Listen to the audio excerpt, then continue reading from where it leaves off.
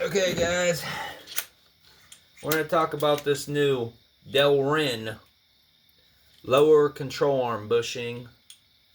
Now I got this as a kit from BAC.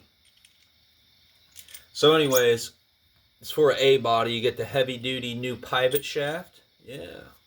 And then you get the new Delrin lower control arm bushing. And it's nothing like the polyurethane. You hear that? This thing is hard, okay?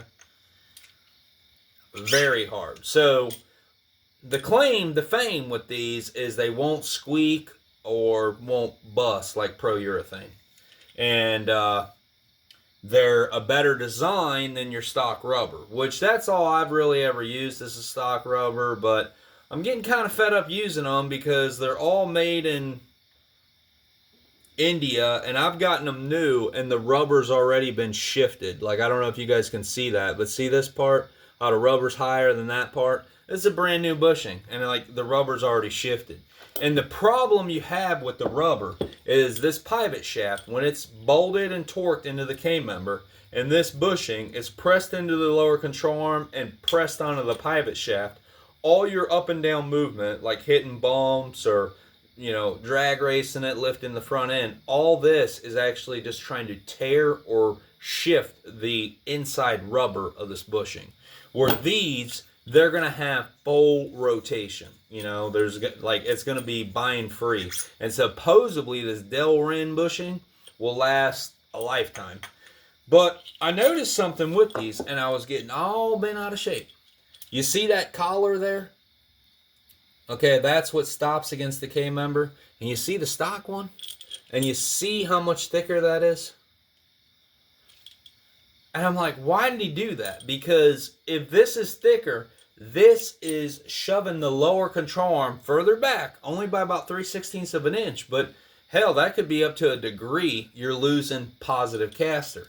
You want the upper ball joint behind the lower ball joint. And if you're shoving the lower control arm further back, you're going to lose positive caster.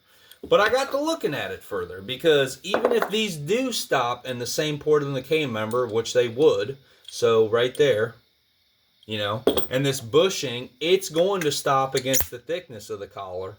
So you're still losing that much. Well, once this bushing is pressed into this stock pivot shaft, it all equals the same. So false alarm, false alarm. All right. It's getting a little worked up there.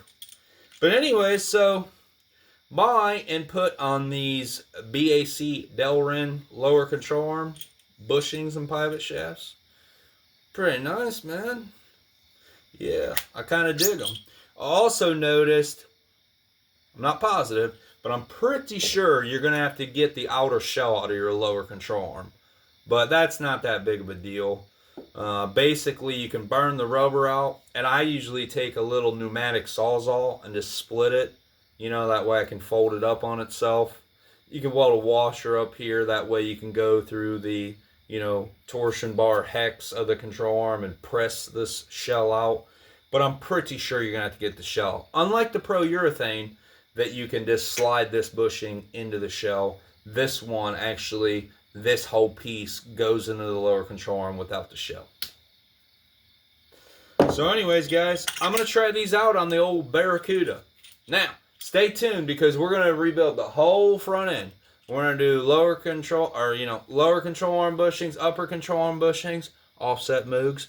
We're going to do ball joints, tie rods, pitman arm, idler arm, steering box, and then I'm going to show you guys how to line it up.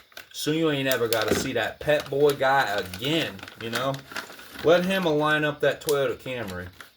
I'll show you guys how to line up your Mopar. So anyways, guys, BAC, Delrin. I'm going to get you some. Well, maybe not. I'll let you know.